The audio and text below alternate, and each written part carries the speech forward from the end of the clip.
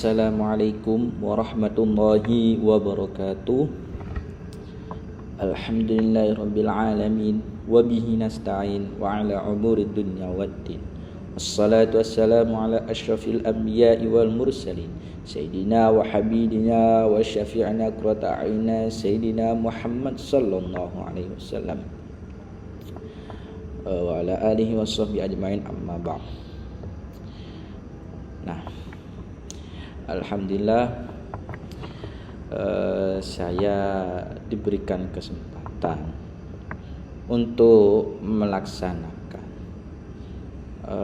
mengerjakan sebuah tugas yakni menjelaskan salah satu ayat dalam kitab An-Nasikh Mansukh ini.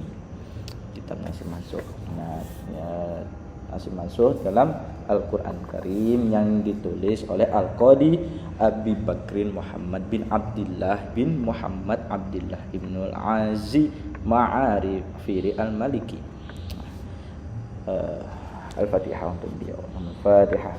A'udzu billahi minasyaitonir rajim. Bismillahirrahmanirrahim.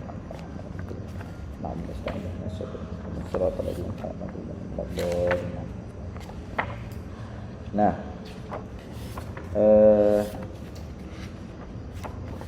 kitab Nasikh Mansukh dalam pengertian nasikh, an-nasikh, an-naskhu fil ghati huwa raf'u syai'in wa iqamatu akharin mahallahu wa minhu nusakhul kitabi idza naqalahu min nuskhatihi ila ghairiha. Amma fil istilahi fahuwa raf'u syari'i hukman syar'iyyan bidalilin syar'iyyin mutaakhir. Jadi nasikh adalah mengambil dan mengganti yang baru, diambil dan diletakkan di tempat yang lain. Jadi nasikh itu adalah mengambil sebuah ayat dan menggantinya dengan yang baru. Apa yang diganti? Yaitu hukumnya yang diganti, diambil dan diletakkan di tempat yang lain. Jadi hukumnya yang diganti, tapi ayatnya tidak dihapus.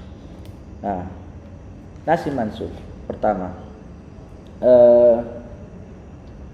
kenapa kok ada Nasikh Mansukh? Yakni dalam mengambil sebuah hukum dari nas itu ada 4 cara. Jika ayat itu bertentangan dalam suatu hukum, maka ada 4 cara yang dilakukan. Yang pertama yakni menjaga tertib nuzul, atau yang biasa ini yakni al-jam'u atau bisa juga al-jam'u. Yang kedua yakni nasikh dan mansukh. Jadi ada nomor 2, nasikh dan mansukh itu dilakukan setelah al-jam'u. Al-jam'u itu adalah menggabungkan menjadi satu. Terus kemudian ada tarjih. Tarjih ini memilih yang lebih kuat, memilih yang lebih disepakati. Yang keempat yakni tawakuf berhenti. Nah, selanjutnya tadi sudah mukadimah, yakni sekarang saya akan menjelaskan tentang ayat. Kalau di sini ayat Al-Baqarah, surah Al-Baqarah ayat 221. Kalau di kitab ini di halaman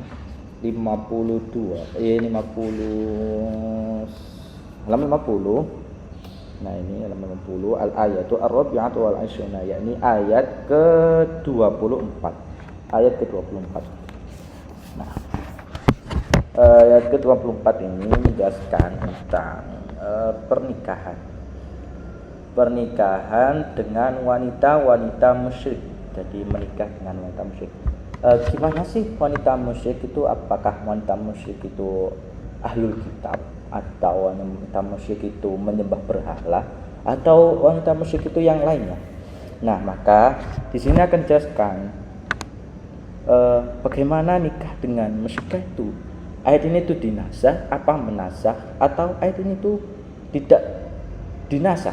Nah, dan juga tidak menasah. Nah, gimana? Kali ini saya akan menjelaskan tentang ini Quran surah Al-Baqarah ayat 21. Kita juga kemarin juga sempat viral lagu tentang mangu. Nah, mangu itu juga nikah atau mencintai orang yang berbeda agama dengan kita. Lagu tentang mangu tersebut. Al-Quran sudah menjelaskan tentang hukum untuk menikahi menikahi wanita musyrikah. Lah, gimana itu? Nah, ini nanti dijelaskan juga. Nanti saya akan memperdengarkan lagunya. Nah, seperti ini.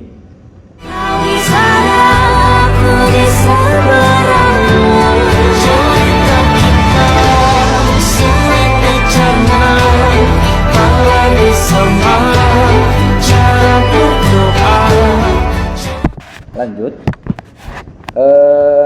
Tadi kita sudah mendengarkan tentang lagu mangu tersebut, maka Al-Quran sudah menjelaskan tentang hukum menikahi wanita musyrikah.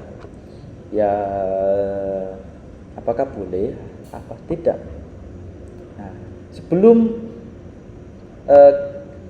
kita terjebak dalam suatu percintaan tersebut, maka alangkah baiknya kita harus mengetahui dahulu hukumnya untuk menikahi musyrikah tersebut, wanita musyrikah tersebut. Nah, ini ternyata al-ayatu, kita baca dulu ya. Kita baca dulu ini ayatnya. Al-ayatu ar-rabi'atu wal 'ishruna. Qauluhu ta'ala wala tankihul musyrikati hatta yu'min wala amatum min khairil musyrikah. Kita baca ya. A'udzu billahi minasy syaithanir rajim. Bismillahirrahmanirrahim. Wala tankihul musyrikati hatta yu'min wala amatum mu'minatun khairum min musyrikatin walau a'jabatkum wala tunkihul musyrikina hatta yu'minu wala 'abdun mu'minun khairum min musyrikin walau a'jabakum ulaika yad'una ilan nar wallahu yad'u ilal jannati wal maghfirati bi'idnihi wa yubayyinu ayatihi lin-nasi la'allahum yatadakkarun. Wala tankihul musyrikati hatta yu'min. Dan janganlah kamu menikahi perempuan musyrik hingga mereka beriman. Wala amatum mu'minatun khairum min musyrikatin wala a'jabatkum. Sungguh hamba sahaya perempuan yang beriman itu lebih baik daripada perempuan musyrik. Wala tankihul musyrikati hatta yu'minu. Meskipun dia menikahmu, dan jangan pula kamu menikahkan laki-laki musyrik dengan perempuan yang beriman. Wala 'abdun mu'minun khairum min musyrikin wala a'jabakum.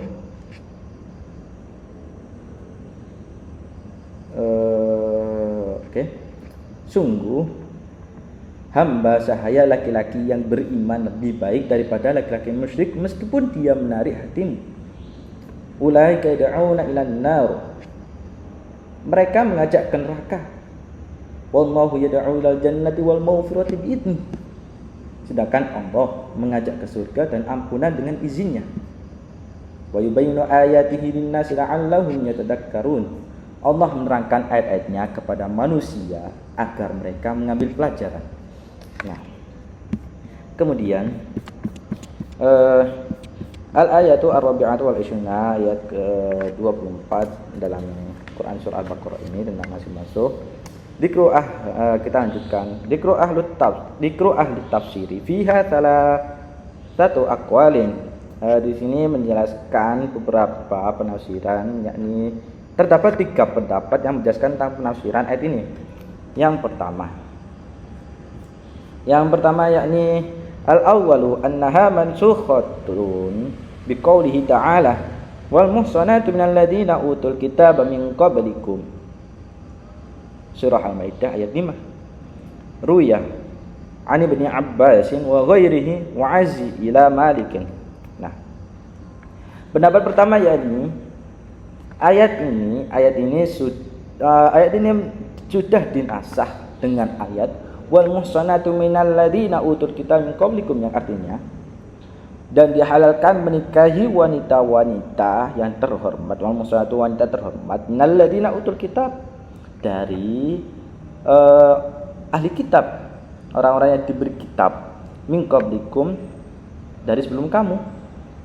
Nah, ayat ini tuh sudah dinasah dari wal muhsanatu minal ladzina utul kitab min qablikum. Nah, siapa ini, dari pendapat siapa? Yakni ruya ani bin Abbasin wa ghairihi wa azila Malikin, yakni ya kan dari Ibnu Abbas hanya serta dimasukkan kepada Ibnu Malik. Jadi yang menjelaskan pendapat ini itu yakni Ibnu Abbas, Ibnu Abbas dan lainnya, dan juga dinisbatkan kepada Imam Malik.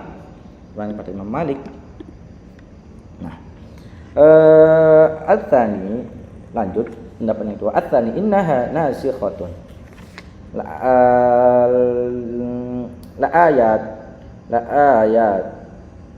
ayatul maidati fala yajuzu nikahu musyrikatin kanat kitabiyatun au kitabiyatan au ghairaha,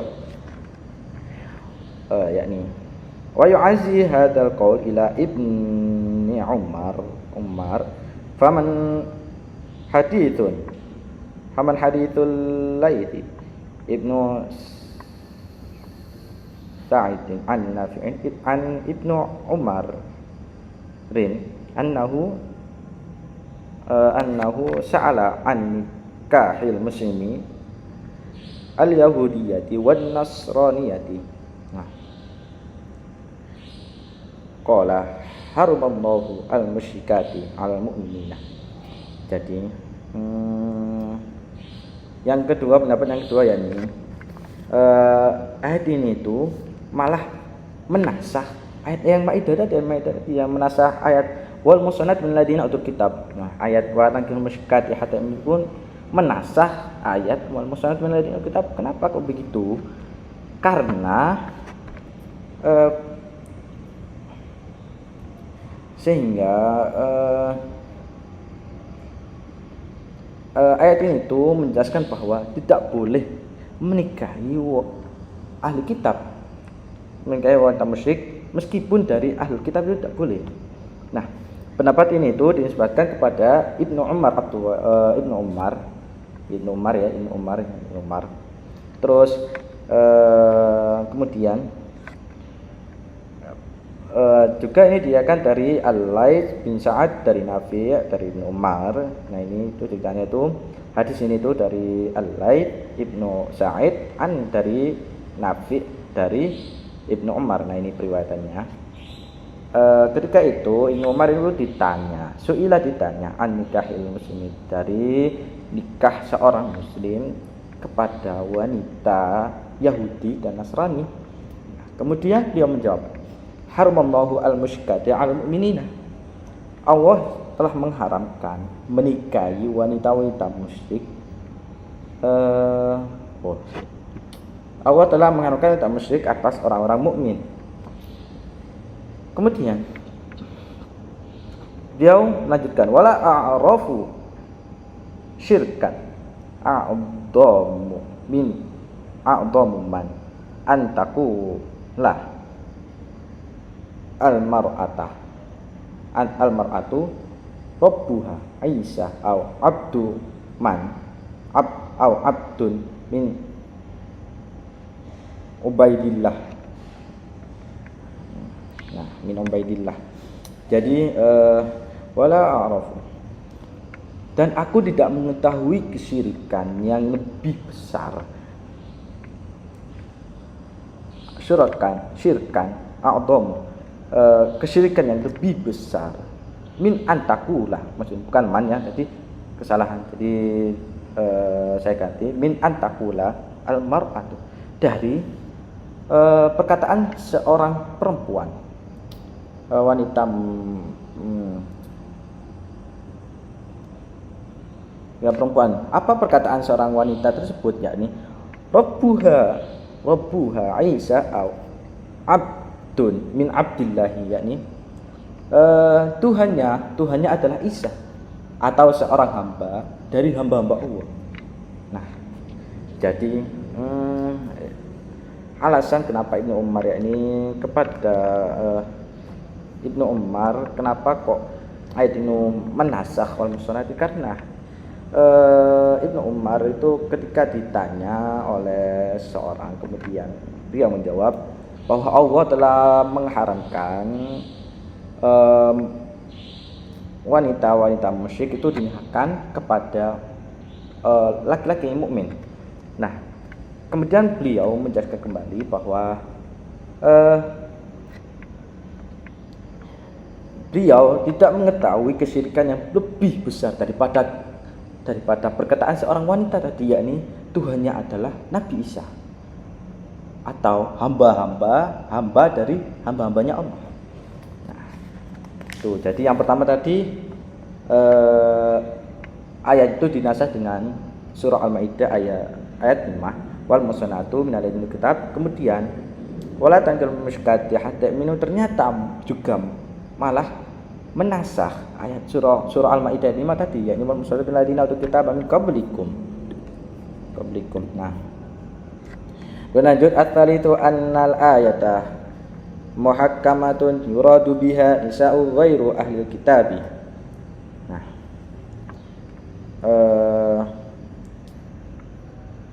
pendapat yang ketiga yakni ayat tersebut termasuk ayat muhkam. Ayat muhkam yakni tidak mansukh, dan yang dimaksud dalam yuradu biha nisa'u ghairi ahli kitab yakni yang dimaksud adalah wanita musyrik selain ahlul kitab. Nah, yang ketiga, jadi pendapat yang ketiga ini ayat ini muhkam, tidak mansukh, dan yang dimaksud dalamnya adalah wanita musyrik, yakni selain dari ahlul kitab. Jadi ahlul kitab itu bukan termasuk bahasanya itu bukan termasuk musyrik. Nah, dalam Al-Qur'an gitu. Nanti ada penjelasannya sendiri. Nah, kemudian Al-Qadi Muhammad kemudian qala Al-Qadi Muhammad Ibnul Arabi tahqiqul mas'alati yang baniya ala arfayan al-harfu al-awwalu ma'rifatul muradi bin nikah. Jadi menurut Al-Qadi Muhammad Ibnu Arabi yakni permasalahan ini itu jelaskan pada dua masalah ini. Penelitian itu bertumpu pada dua hal, yakni yang pertama al-harfu al-awwal, yang pertama al-harfu al-awwal ma'rifatul muradi bin nikah, yakni mengetahui makna dari atau definisi dari lafaz nikah. Nikah itu apa sih? Nah, nanti jelaskan. Ini menurut Qadi Muhammad bin Arabi untuk menjelaskan wala tankil musyrikat ini gimana. Maka yang pertama yang dilakukan adalah dengan mengetahui definisi tentang nikah. Apa itu nikah? Apa itu makna dari lafaz nikah? Nah, kemudian yang kedua yakni al-harfu ats-tsani yakni ma'rifatus syirki minal kufri, yakni mengetahui arti perbedaan antara makna asyirki yakni syirik wa minal kufri dari kufuran. Nah, maksudnya itu kita harus mengetahui makna syirik itu gimana sih makna syirik itu. Nah, jadi menurut Al-Qadi Muhammad Ibn Arabi ada dua, yakni yang pertama yakni ma'rifatu mengetahui tentang definisi nikah. Yang kedua yakni mengetahui perbedaan antara syirik dan kufur. Nah, maksudnya itu mengetahui makna syirik. Nah, gitu aja. Nah, kemudian lanjut.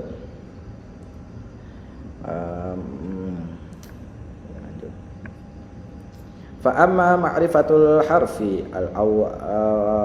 ma'rifatul harfi al-awwali wa huwa al-muradu bi nikahin fa inna aslahu alladhi yu'khadu minhu fil ghati wa al-jam'u wa dhammu wa idzalika taqul arabu ankahna al-fara fasara aidan annahu ila al-untha wa bi summiyat tuzawwiju nikahan. Nah, maksudnya di sini adalah yang pertama yakni makna nikah. Apa sih nikah itu? Jadi nikah itu adalah asal katanya dari bahasa. Maksudnya itu nikah dalam bahasa yakni mengumpulkan atau menyatukan. Nah, bangsa Arab sendiri menyatakan bahwa angkahna al-qura fasara, yakni kami gabungkan dengan yang wanita, yang perempuan. Dari sinilah pernikahan disebut nikah. Ibnu Durai berkata, nikah juga merupakan kiasan dari jima atau hubungan badan. Jadi ada dua, yakni mengumpulkan dan menyatukan. Dan itu oleh perkataan orang Arab. Dan Ibnu Durai juga berkata bahwa nikah juga merupakan kiasan dari makna jima. Jadi nikah itu juga bisa diartikan sebagai jima. Terus kemudian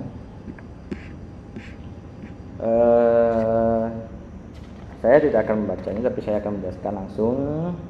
Fala taqrabanna, di sini itu ada syair qala al-A'sha, pendapat dari syair dari al-A'sha, yakni fala taqraban jaratan in sarraha 'alaika haramun fankihan au ta'abbada, yakni artinya maka janganlah sekali-kali engkau dekati tetangga atau wanita tetangga jika rasanya atasmu adalah haram, maka nikahilah atau selamanya.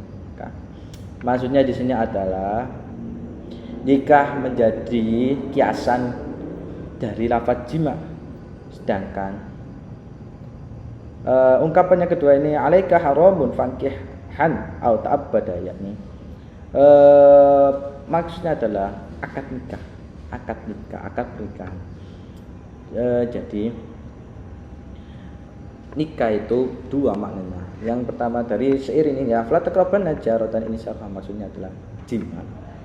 Dan makna yang kedua yakni nikah, yaitu akad pernikahan. Maksudnya adalah jika individu tersebut berakad, melakukan akad atas seorang wanita, maka dia akan menjadi suaminya. Dan yang perempuan itu akan menjadi istrinya suami. Kemudian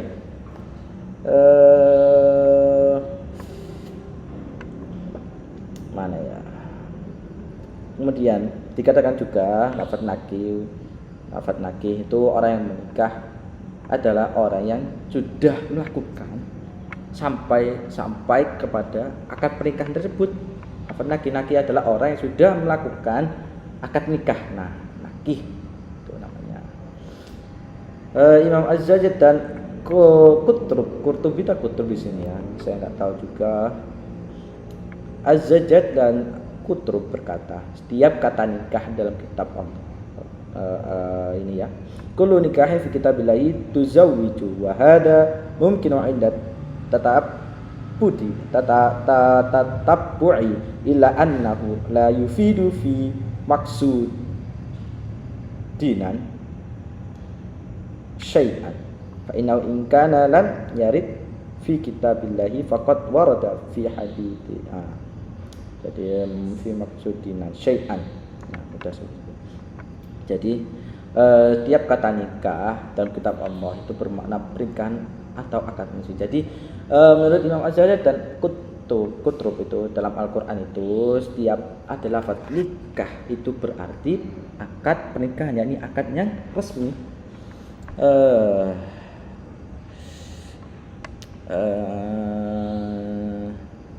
Nah, jadi itu meskipun ini bertentangan antara jima dan akad, tidak akan memberikan faedah apapun bagi tujuan pembahasan kita, karena meskipun lafaz nikah tidak digunakan dalam Al-Quran dengan makna jima, namun telah datang dalam hadis Rasulullah, dan keduanya Al-Quran dan hadis berhasil dari satu cahaya yang sama satu. Jadi dalam Al-Qur'an itu kata nikah, lafaz nikah itu berarti akad resmi, maksudnya akad nikah. Tapi dalam hadis itu menjelaskan bahwa nikah itu adalah jima. Nah, kemudian lanjut jadi penjelasan al-harfu maksudnya ma'rifatul harfil awal ini, yakni kata nikah itu, lafaz nikah itu berarti dua. Kalau dalam Al-Qur'an itu yakni berarti akad nikah, akad pernikahan, dan dalam hadis itu bermakna jima. Nah, sekarang yang kedua, wa ammal harfu atsani wa huwa ma'rifatus syirki fa inna haqiqatahu fil lughati an-nasibu. Qala ta'ala falamma atahuma salihan ja'ala lahu syuraka fima atahuma ay nasiban. Nah, yakni yang kedua dalam mengetahui tentang makna syirik. Apa itu makna syirik? Nah, di sini pada hakikatnya makna syirik itu yakni nasib, jatah atau bagian. Seperti dalam firman Allah, falamma atahuma shalihan ja'ala lahu syuraka fima atahuma. Tatkala Allah memberi kepada keduanya seorang anak yang baik, mereka menjadikan sekutu bagi Allah terhadap apa yang Allah berikan kepada mereka. Maksudnya adalah menjadikan bagian atau jatah bagi selain Allah.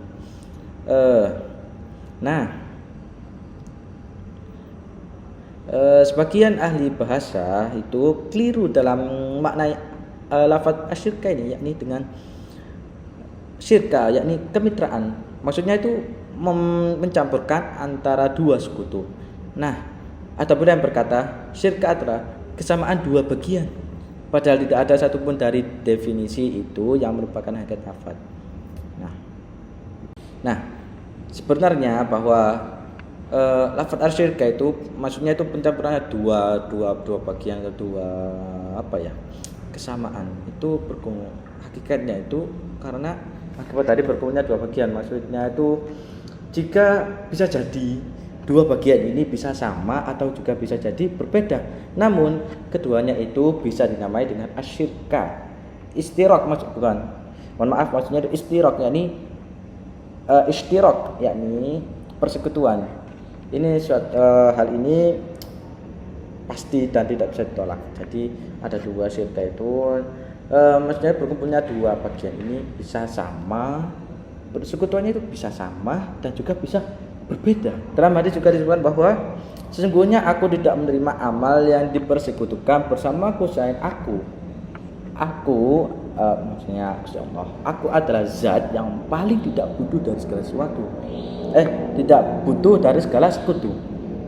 Maksudnya adalah menurut orang yang amalnya menampakkan seakan-akan itu mencari akhirat, tetapi dalam hatinya itu mencari dunia. Meski tidak seimbang antara niat dunia dan akhirat. Allah juga berfirman, apakah surah Ar-Ra'd 16 bentar saya. Ini. Am ja'alu lillahi syuraka khalaqu ka khalqi. Yakni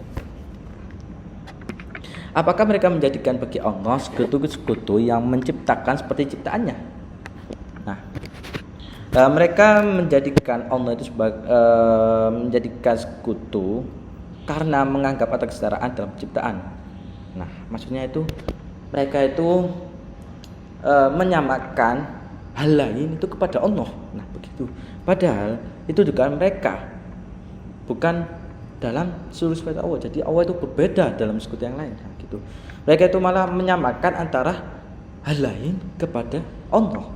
Itu.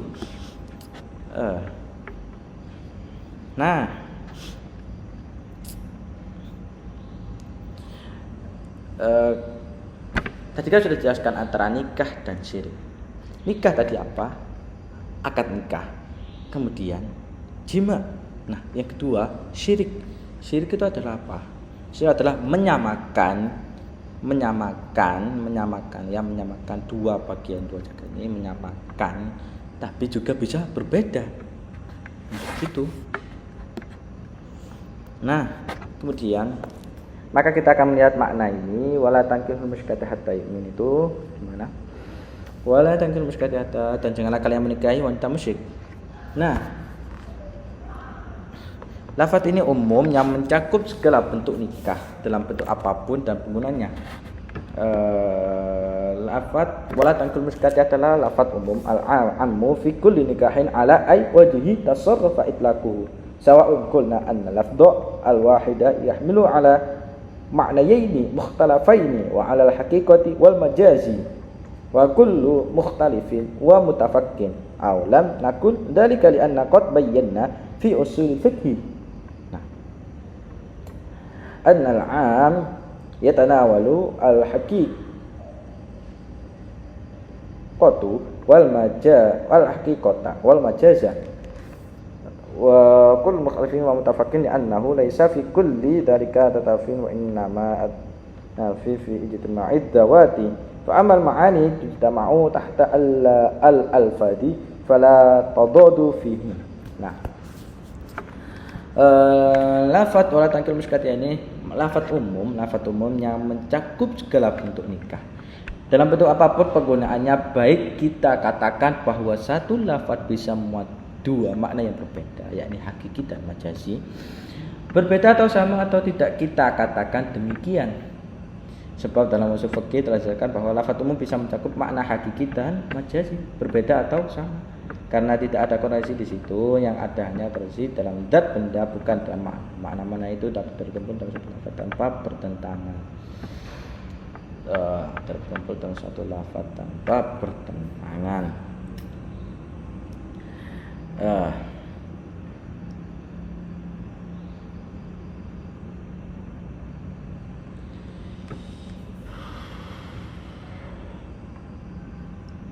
Nah, maksudnya di sini adalah lafaz wala tankihul musyrikati adalah lafaz umum. Maksudnya itu mencakup dalam seluruh bentuk nikah dalam bentuk apapun penggunanya, baik itu akad maupun jima'. Bisa dikatakan bahwa makna ini tuh hakiki atau majazi, berbeda atau sama atau tidak kita akan ingat. Nah, maka dari itu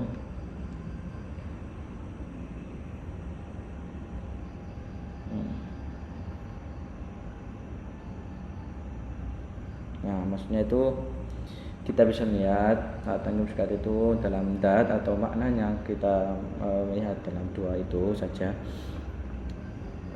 Maksudnya satu lafaz tanpa pertentangan. Nah, lanjut. Ada jelasnya di sini. Nah, maksudnya dari lafaz yang di atas tersebut, lafaz satu am itu bisa hakiki dan majazi itu diterangkan di sini. Karenanya jika larangan berlaku atas akad nikah, maka otomatis larangan juga berlaku pada jima'. Nah, maksudnya kan tadi hakiki atau majazi. Kalau hakiki kan nikah itu akad nikah, kalau majazi kan jima'. Nah, terus gimana? Nah, ini penjelasannya. Penjelasannya adalah jika larangan nikah ditujukan pada wanita yang sudah beristri, maka yang dimaksud larangan jima'. Nah, jika lafaz tankihul musyrikati hatta itu bagi akad pernikahannya sudah melakukan akad, maka ya tidak diperbolehkan larangan tersebut adalah untuk jima'. Nah, untuk jima'. Nah, jika larangan tersebut belum melakukan akad nikah atau wanita ajnabiyah, maka larangan tersebut adalah melakukan akad nikah dan jima' sekaligus. Nah, gitu.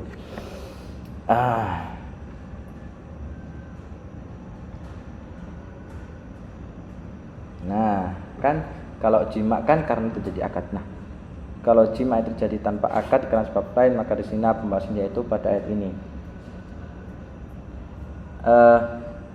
Jima' karena terjadi karena akad, maka ia lebih utama lagi terlarang. Sedangkan jima' yang terjadi tanpa akad karena sebab lain, maka di sini tetap pembahasannya itu pada ayat ini.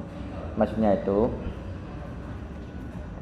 jima' tanpa akad. Nah, jima' akad. Oh, gini. Maksudnya adalah kan kalau akad kan pastinya jima. Nah, kalau ada sebab lain selain akad gimana? Nah, maka disinilah pembahasan pada ayat ini. Nah, karena itu Allah berfirman, wala tankihul musyriqati fatanawalu dalikal aqdu qat'an wa qulna nahnu innahu yatanawalu alwat'u aidan wal ma'na la tu'akkidu alaihinna nikahan wala tata'uhunna bisabir ghairi nikah wa manakul yamini aw yakunu ma'na la tata'uhunna binikahin wala bimalakin yaminin wajri al-umumu fi dalika majazun. Maksudnya sebab Allah Ta'ala berfirman, dan janganlah kalian menikahi wanita musyrik, maka itu jelas mencakup Allah. Nah,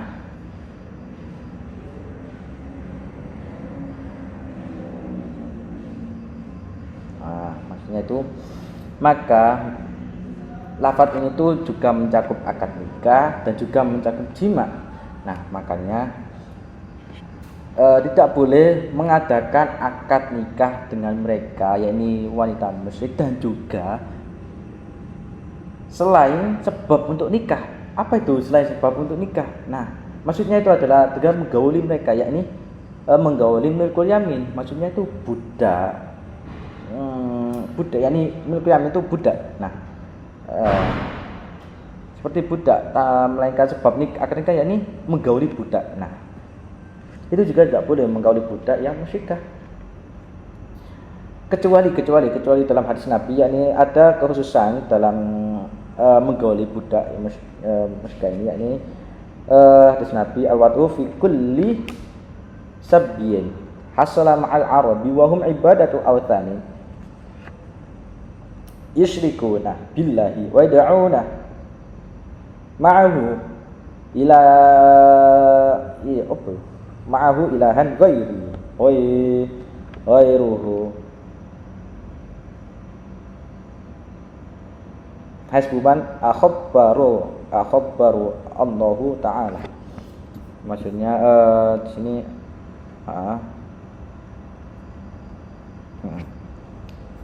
jadi yakni budak tawanan, yakni kecuali maksudnya itu boleh menggauli budak tawanan melalui budak, yakni budak yang tawanan berdasarkan sunnah yang sahih, yakni Rasulullah SAW memperbolehkan menggauli wanita dari setiap tawanan perang. Jadi tadi kan tidak boleh melakukan akad nikah kepada al-musyrikat, dan kedua juga tidak boleh menggauli al-musyrikat. Bukan hanya akad nikah, dengan sebab selain akad juga seperti menggauli budak itu juga, menggauli budak yang musyrik itu juga tidak boleh. Maka ada pengkhususan untuk bisa menggauli budak, yakni budak dari tawanan perang. Nah, itu seperti hadis Nabi tadi. Nah, ya assalamu al arabu wa hum ibadatu awthanin yusyrikuna billahi wa da'una ma'u ilahan ghairahu hasbaman akhbara Allah Ta'ala anhum. Nah, kaum Arab dulu adalah penyembah berhala. Mereka menyekutukan Allah dan menyembah Tuhan selainnya, bagaimana Allah Ta'ala telah terkatakan. Nah, sekarang kita masuk kemudian. Nah, karena kaum Arab dahulu adalah penyembah berhala, mereka menyekutukan Allah dan meniru Tuhan selainnya, sebagaimana Allah telah kabarkan. Nah, ini kaum Arab dulu menyembah. Jadi kaum Arab dulu itu menyembah berhala. Mereka menyekutukan Allah dan meniru menyembah Tuhan selain Allah. Nah, sebagaimana Allah yang telah kabarkan. Nah, itu. Kemudian wa amma qaul ta'ala al-musyrikatu fal yahudu wan nasari musyrikuna billahi dakhiluna tahta lafdhi syirki illa anna lahum asman khassan wa huwa ahlul kitab. Nah, ini. Nah, seperti dalam firman Allah, lafaz al-musyrikatu. Nah, maka Yahudi dan Nasrani itu juga termasuk musyrik kepada Allah. Tapi makna syirik ini itu dalam Al-Quran itu disebut dalam lafaz ahlul kitab, bukan musyrikun. Nah, bukan musyrik. Kesyirikannya orang Nasrani dan Yahudi itu dinamakan dalam Al-Quran itu, disebutkan dalam Al-Quran dengan lafaz ahlul kitab. Seperti dalam firman Allah, "Ma yadul ladina kafaru min ahlil kitabi walal musyrikina ayyunazzila 'alaikum min khairin rabbikum." Dalam surah Al-Baqarah ayat 105 yang artinya orang-orang kafir dari ahlul kitab dan orang-orang musyrik tidak suka apabila kebaikan kepada kalian dari Tuhan kalian. Dan juga Allah berfirman dalam Quran surah Al-Bayyinah ayat 1, "Lam yakunil ladina kafaru min ahlil kitab musyrikina mufakkina." Tidaklah orang-orang kafir dari ahlul kitab dan orang-orang musyrik itu akan meninggalkan kekufurannya. Nah, maka Allah membedakan penyebutan keduanya. Nah, disinilah Allah membedakan penyebutan keduanya antara musyrik dan juga ahlul kitab. Nah, maka kata musyrik itu bermakna secara umumnya ini menyembah berhala. Nah, maka dan ahlul kitab yakni bermakna Yahudi dan Nasrani itu. Jadi berbeda. Musyrik yakni makna umumnya menyembah berhala. Yang kedua orang Nasrani, dan yang kedua yakni ahlul kitab yang berarti syiriknya orang Yahudi dan Nasrani. Nah, jika seperti itu maka hukum jariah budak atau wanita ini dengan bilkul yamin yang bukan budak terjadikan oleh sunnah. Yang pertama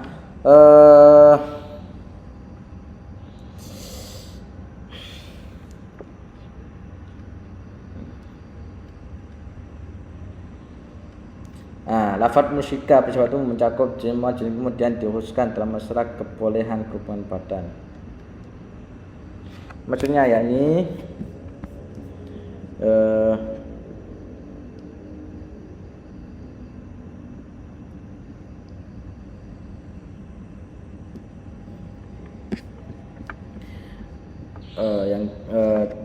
cara pertama yakni lafaz musyrikah bersifat umum yang mencakup semua jenis kufuran, kemudian dikhususkan dalam masalah kebolehan berhubungan badan. Nah, maksudnya itu tidak boleh menggauli budak semuanya, baik itu dari ahlul kitab maupun dari musyrik yakni menyembah berhala, itu tidak boleh digauli kecuali yang dikhususkan dalam hadis tadi. Maksudnya itu seperti budak tawanan perang. Nah, itu. Yang kedua, cara kedua yakni ayat hanya ditujukan untuk musyrikah yakni penyembah berhala. Ayat hanya yang ditujukan untuk musyrikah penyembah berhala. Yang kedua yakni dihusus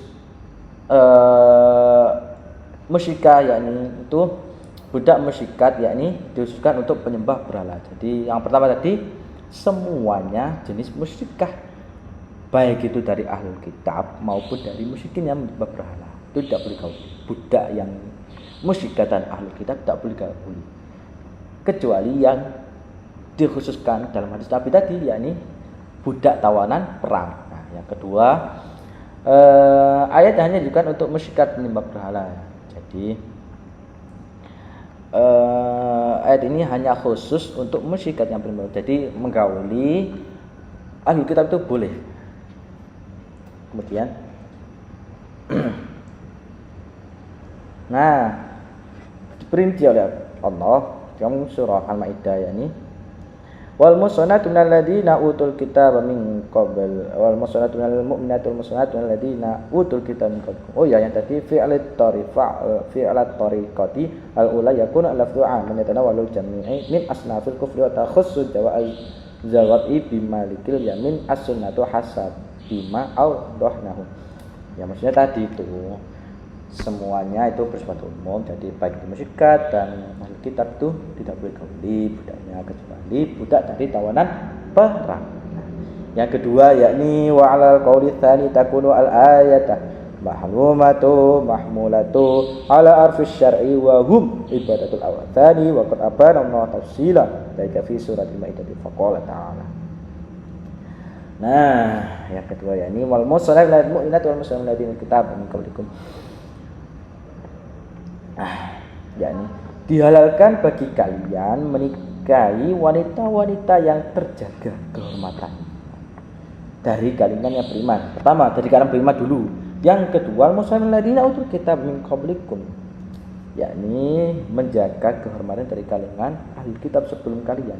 Jadi diutamakan menikahi wanita-wanita yang mukmin dulu, baru boleh menikahi dari ahli kitab. Nah, ayat ini menjelaskan bahwa membolehkan menikahi wanita merdeka dari kalangan mukminah maupun ahli kitab. Tetapi dalam hal budak itu tidak boleh.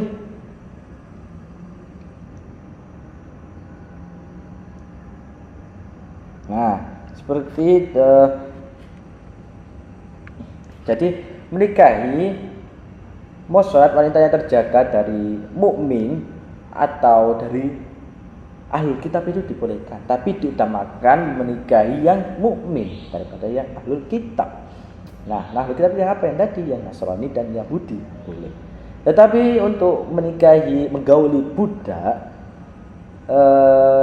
menikahi budak wanita itu tidak boleh yang musyrikat ataupun yang ahlul kitab. Kenapa?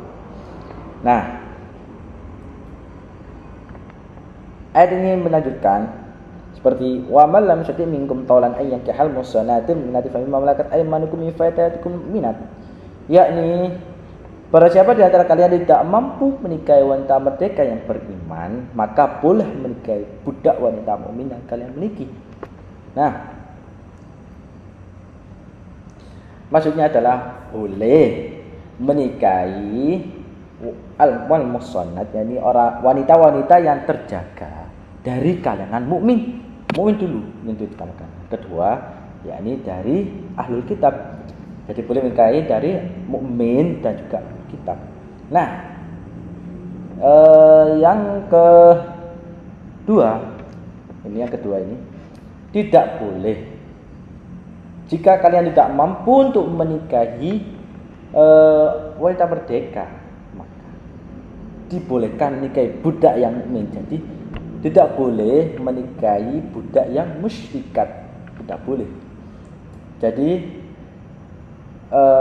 menikahi budak yang musyrikat ataupun yang ahli kitab itu tidak boleh. Nah, jadi itu. Jadi kesimpulannya adalah boleh menikahi budak hanya jika ia mukminah. Yang kedua, boleh menikahi wanita merdeka baik mukminah maupun ahlul kitab. Yang kedua, haram menikahi wanita musyrikah penyembah berhala baik merdeka ataupun budak. Nah,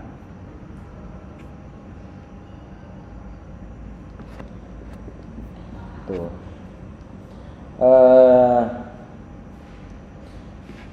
Ya, kita simpulkan dari awal ya. Yang pertama yakni pendapat ayat ini dari wala takil musyrikin, yang ada 3 pendapat ulama. Yang pertama yakni ayat ini sebagai dinasakh dengan ayat Quran surah Al-Maidah. Jadi apa ya ini Pak? Nah, ini wal muhsanat min ladina kitab min qablikum. Kemudian pendapat kedua yakni ayat ini tuh menasakh ayat yang tadi Al-Maidah tadi wal muhsanat min ladina kitab kum.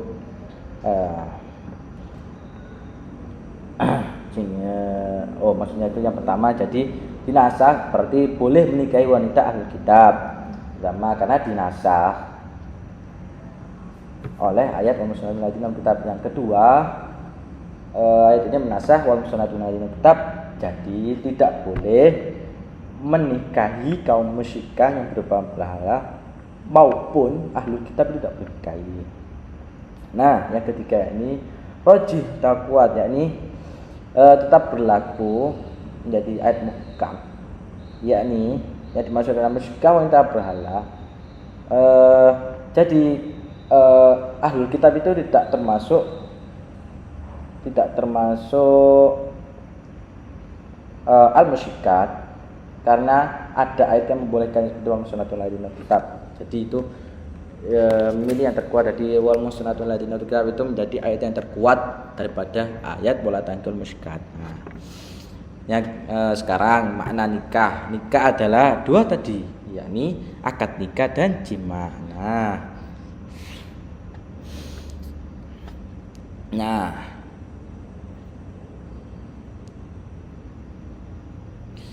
ayat ini itu maksudnya itu tidak boleh berakad nikah dan juga jima meskipun selain sebabnya itu selain akad nikah, yakni lewat pernikahan maupun lewat menggauli budak itu tidak boleh dalam ini, tidak boleh kepada wanita-wanita yang musyrikat. Nah, kemudian makna syirik yakni memberi bagian pada selain Allah. Jadi menyebutkan Allah itu menyamakan Allah, baik itu menyamakan atau membedakannya, bisa sama dengan berbeda, baik itu dengan berhala atau dengan keyakinan yang lain, itu maknanya syirik. Nah, yang ketiga yakni Yahudi dan Nasrani itu disebut musyrik juga dalam Allah, tapi namanya disebutkan menjadi ahlul kitab. Nah, gitu. Nah, kemudian hukumnya adalah menikahi wanita musyrik yang penyembah berhala itu mutlak haram, tidak boleh dinikahi. Yang kedua, menikahi ahlul kitab itu boleh, tapi hanya merdeka, tidak boleh budak. Nah, menikahi ahlul kitab boleh, tapi kalau menikahi budak ahlul kitab itu tidak boleh. Nah, yang ketiga ini menikahi budak wanita jariyah, maksudnya itu menikahi budak yakni boleh. Nikah budak itu boleh, tapi harus beriman. Kalau musyrikah atau ahlul kitab itu tidak boleh. Jadi menikahi budak itu hanya yang beriman. Kalau musyrik ataupun ahlul kitab itu tidak boleh dinikahi. Sedikit tambahan dalam tafsir Al-Munir. Jadi kalau tadi kan menjelaskan tentang peringkat antara laki-laki kepada wanita musyrik. Nah, selain itu, jika ada wanita ingin menikahi laki-laki yang musyrik atau ahlul kitab, wanita mukmin nikahi laki-laki musyrik atau ahlul kitab itu juga tidak boleh. Meskipun ahlul kitab, meskipun musyrik itu tidak boleh juga menikahi. Wanita mukmin menikahi laki-laki musyrik itu tidak boleh. Meskipun itu musyrik berhala ataupun ahlul kitab itu tidak boleh. Nah, tadi kan sudah jelaskan, maka apa asbabun nuzul dari ayat ini? Nah, saya ceritakan. Jadi Ibnul Mundir, Ibnu Abi Hatim dan Al-Wahid menurunkan dari Muqatil katanya ayat ini diturunkan berkenaan dengan Ibnu Abi Marsad Al-Ghanawi. Suatu saat ia meminta izin kepada Nabi SAW untuk menikahi seorang anak itu seorang wanita musyrik yang cantik jelita, maka turunlah ayat ini. Nah, jadi ini tuh dari Abi Murstad Al-Nawawi yang ingin menikahi anak-anak ini wanita musyrik yang sangat cantik dan jelita. Maka beliau bertanya kepada Rasulullah, maka dengan pertanyaan tersebut ayat ini turun, ayat wala takul musykati. Nah, dalam riwayat lain juga diriwayatkan begini, Rasulullah SAW mengutus Murstad bin Abi Murstad Al-Ghanawi ke Mekah guna membawa pergi beberapa orang muslim yang bertahan di sana. Pada masa jahiliyah dulu ia sudah jatuh hati kepada seorang perempuan yang bernama Anak. Wanita ini menemui Murstad berkata, "Maukah kau berdoa denganku?" Nah, maksudnya itu, sialan kamu, Islam telah menghalangi hubungan di antara kita. Nah, maksudnya itu dia itu sudah cinta banget sama Anak, tapi yang bikin terpisah adalah berbeda agama ini. Karena Anak itu adalah musyrik, penyembah berhala, sedangkan si Marsad ini adalah seorang mukmin, maka kemudian kalau begitu berjaga kau mengingatkanku, maka ia berjawab, iya dia mau menikahi anak ini, tapi dia harus bertanya dulu kepada Rasulullah. Nah, setelah Marsad ini menemui Rasulullah, maka turunnya ayat ini. Kemudian Al-Wahidi melihatkan dari jalur As-Saudi dari Abu Malik dari Ibnu Abbas, katanya ini turun sehubungan dengan Abdullah bin Rawaha. Dulu ia punya seorang budak wanita berkhitan. Suatu saat ia marah dan menempelkan budak itu. Setelah reda marahnya ia merasa cemas, maka ia pun mengatakan menunggu saya. Nah, suatu saat ia marah dan menempelkan budak itu. Setelah reda marahnya ia merasa cemas, maka ia pun menghadap Nabi SAW dan melaporkan kejadian itu. Ia pun berkata, sungguh saya akan meledakkannya lalu menikahinya. Hal itu benar-benar diwujudkannya sebagian orang telantas menjawab, ya kawin dengan budak perempuan, celah mereka. Maka Allah menurunkan ayat ini. Ibnu Jarir atau meriwayatkan kisah ini dari As-Saudi secara munqati'. Dari sebab turunnya ayat ini terdapat dua hal. Pertama, kata Suyuti. Pertama, yang bukan bahwa sahabat menjadi sebab turunnya suatu ayat adalah untuk menjelaskan makna ayat itu, tapi karena ayat tersebut mencakup kejadian lain yang serupa dengannya. Kedua, boleh jadi sebab yang mereka sebutkan itu jadi setelah turunnya ayat. Nah, jadi bisa jadi ayat asbab nuzul itu jadi sebelum turunnya ayat. Bisa jadi ayat itu turun terjadi setelah turunnya ayat itu. Nah, seperti itu. Tadi yang pertama tadi kita Marsad itu tentang nikahi wanita merdeka musyrik. Maka turun ayat ini wanita musyahadat yamin harus sama-sama mukmin. Yang kedua, yakni tentang menikahi budak tadi yang oleh Abdullah bin Rawaha. Setelah menempeling budak ini lalu dia merasa salah, maka dia berjanji untuk menikahi wanita ini, maksudnya itu budak itu. Maka inilah menjadi sebab turunnya yang tadi boleh menikahi budak mukmin. Nah, itu sekian. Alhamdulillah, penjelasan saya ini sudah selesai.